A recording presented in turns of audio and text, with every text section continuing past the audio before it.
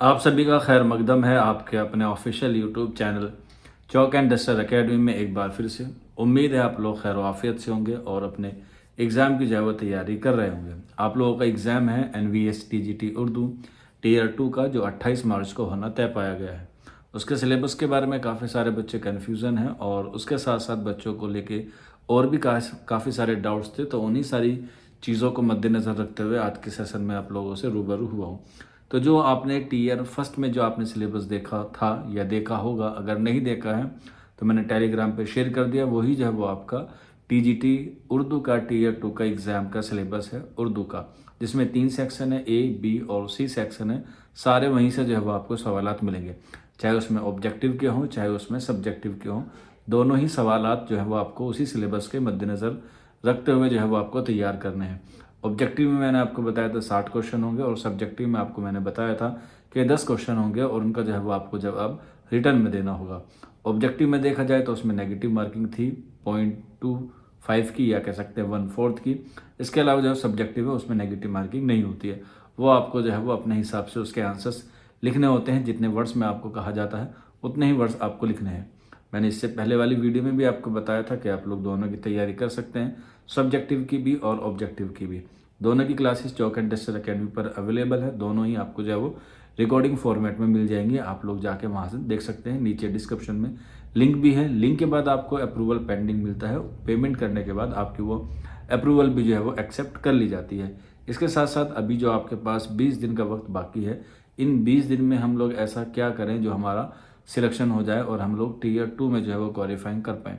क्योंकि बहुत सारे बच्चे ऑब्जेक्टिव और बहुत सारे बच्चे जो है वो सब्जेक्ट को लेकर जो है वो थोड़े से अभी टेंस में है, या कह सकते हैं थोड़े से अभी परेशान है कि हम लोग ऑब्जेक्टिव पे ज़्यादा फोकस करें या सब्जेक्टिव पे कैसे फोकस करें। क्योंकि ऑब्जेक्टिव जो है वो एक लिमिटेड रिसोर्सेज वाले क्वेश्चंस होते हैं और जो सब्जेक्टिव वाले होते हैं वो ओपन माइंडेड होते हैं। वो आपको अपनी सलाहियत, अपने IQ और अपने नॉलेज के हिसाब से जो है वो उसको जवाब देने होते हैं।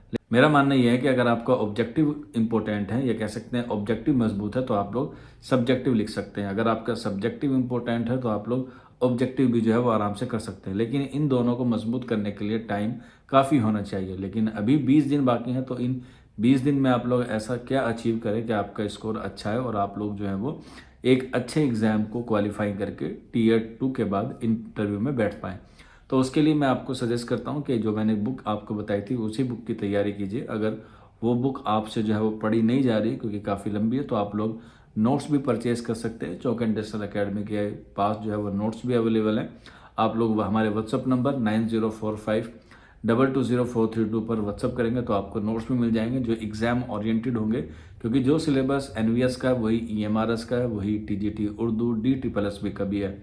और DSSB में कितने बच्चे सिलेक्ट हुए ये आप लोग बखूबी जानते हैं, अगर आप लोग हमारे यहाँ से जुड़े हुए भी हैं, क्योंकि उनका अब अगले हफ्ते जो है वो ज्वाइनिंग भी हो जाएगी।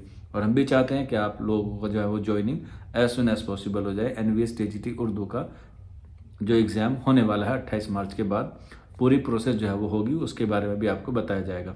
तो उस पड़ाव को पार करने के लिए आपको जो है वो सबसे ज़्यादा ज़रूरी है ऑब्जेक्टिव पे आप लोग जितना कमांड करेंगे, ऑब्जेक्टिव जितना आप मजबूत करेंगे, सब्जेक्टिव अपने आप जो है वो हो जाएगा।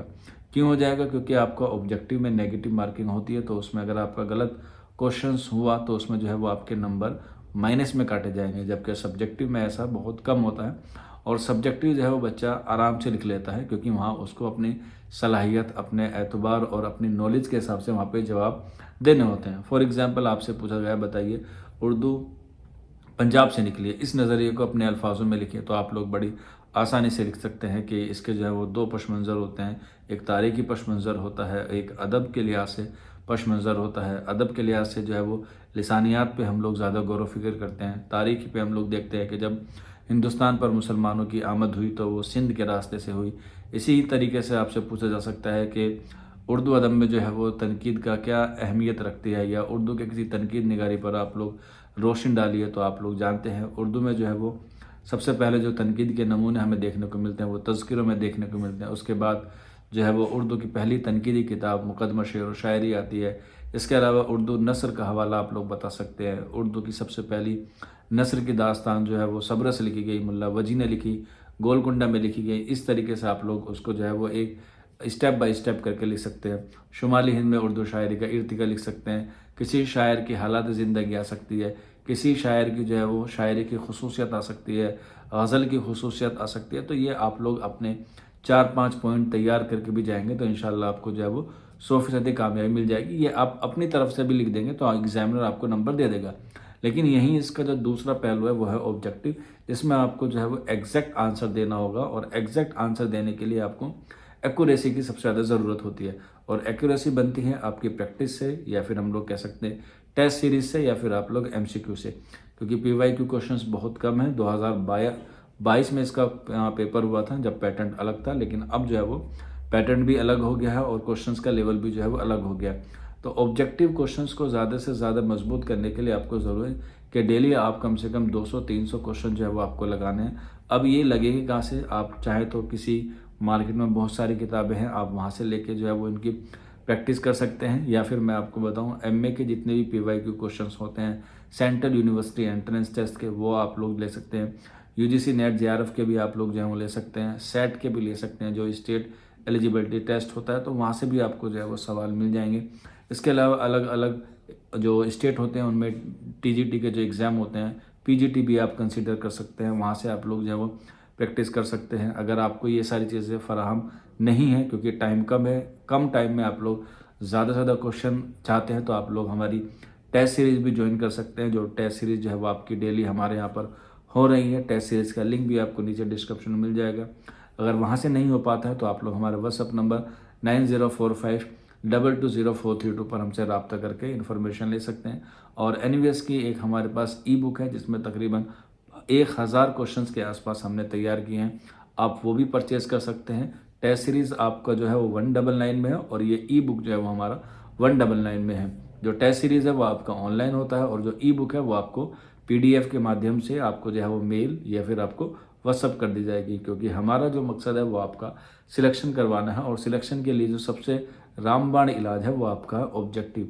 क्योंकि क्वेश्चंस आएंगे, 60 क्वेश्चन आएंगे, तो 60 के 60 आप लोग क्वेश्चन जो है वो अचीव कर सकते हैं और 60 के 60 नंबर जो क्वेश्चंस आपको मिलेंगे वो आप लोग जो है वो आराम से ईजिली जो है वो आप लोग उसे चेज भी कर सकते हैं। तो ज़्यादा फोकस कीजिएगा ऑब्जेक्टिव पे, और ऑब्जेक्टिव की पकड़ बनाने के लिए आपको ज़रूरी है सबसे ज़्यादा प्रैक्टिस की। जितना आप प्रैक्टिस करेंगे उतना आपके लिए फ़ायदेमंद होगा।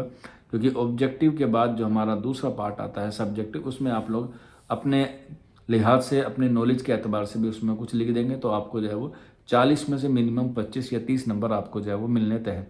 क्योंकि सब्जेक्टिव जो है वो आपका 40 नंबर का है और ऑब्जेक्टिव आपका जो है वो 60 नंबर का है, तो टोटल मिला के आपके बैठे 100 नंबर। तो हम ये उम्मीद करते हैं कि ऑब्जेक्टिव में आपके 60 में से 60 आए, ऐसा हमें लगता है। क्योंकि काफ़ी सारे बच्चों ने यहाँ से पढ़ के जो है वो टेस्ट सीरीज़ दे रहे हैं, उनका स्कोर काफ़ी अच्छा आ रहा है।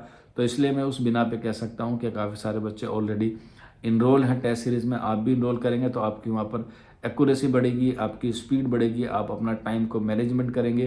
क्योंकि वहाँ पर आपको ऑब्जेक्टिव भी लिखना है, यानी कि ऑब्जेक्टिव भी करना है और आपको वहाँ पर सब्जेक्टिव भी करना है। तो इसके लिए जो है वो टाइम की सबसे ज़्यादा क्या होगी, मैनेजमेंट की आपको जो है वो ज़रूरत होगी। और ये आएगी आपकी एक्यूरेसी और स्पीड से। और वो कैसे हो बनेगी, वो बनेगी आपकी प्रैक्टिस से। तो प्रैक्टिस के लिए आप लोग टेस्ट सीरीज़ ले सकते हैं, ई बुक ले सकते हैं, या फिर एमसीक्यूज लगा सकते हैं। ये तीनों ऑप्शन जो है वो आपके पास अवेलेबल है। ये छोटा सा इन्फॉर्मेशन था आप लोगों के लिए, उम्मीद है आपको पसंद आया होगा।